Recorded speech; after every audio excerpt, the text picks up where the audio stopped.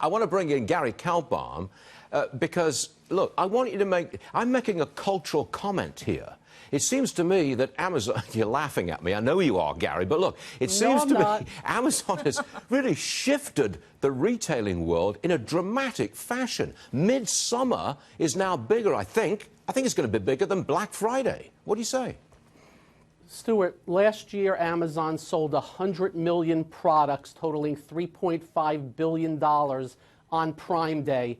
You are going to get competitors following suit. It's a fact of life. Target is doing the smart thing. eBay's doing the smart thing. I expect others, and they're going after them. Target's advertising is based on the fact, don't worry, you don't have to sign up to be a member. You can just do our sales for free. And eBay's calling it a crash sale because they crashed the website last year on Amazon. So, you know, the competition's good, and I must tell you, it's going to lower prices for the consumers, and it will continue going forward. That was my question. Is this phenomena a good thing for America? My answer is yes, unequivocally. This is a good thing. And you?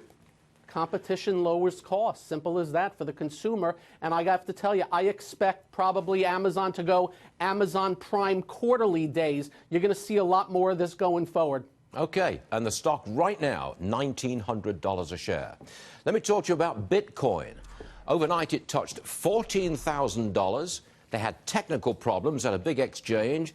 Bitcoin really way down, and now it's 11,700. But, Gary, you've never been a big fan of Bitcoin, have you?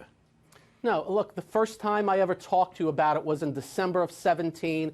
I told you all these coins would drop 80 to 100%, and all the scam companies that were changing their names would turn to dust. And we basically got a lot of that. But Bitcoin is standing tall versus the rest of them. And it really turned when Facebook, when the rumors came out, Facebook with their 2.4 billion people may try to come out with some cryptocurrency. And the stock's been en fuego, as they say. It's just not for me. There's nothing behind it. There's no backing. There's no earnings. There's no sales growth. They're just buying into something. I call it air, and God bless them if they make money off it. And look, this move's been real strong. I missed it, but I also missed the 80% down. Yeah, and I'm too old for it anyway. Okay, Gary, here's last one. President Trump, President Xi, they meet on Saturday in Japan.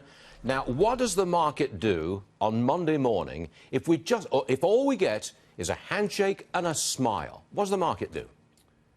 It won't be happy, but I don't think the market will get killed because there is some movement. But I will tell you, if the tariffs start heading north again, I think that's big trouble. And I see it every day in the markets. That's something President Trump needs to be very, very careful about because our economy is decelerating a little bit here, and any more deceleration is going to take you down to flatline. That would not be good news. And this could be an important meeting. We hear this talk of a trade truce. Whatever that means, if there was a trade truce, does the market go up Monday morning? I'm sure it'll go up a little bit, yeah. Listen, I'll take a truce at this point in time because the rhetoric on both sides not that good. And China came out pretty strong today saying this is what we want or else. So, and it's things that Trump said he won't give. So, again, hopefully better things happen. But right now, I think I'll take a truce. Okay, so would I. Gary, thanks for joining us, sir. Appreciate it. Always. Pleasure. Got it.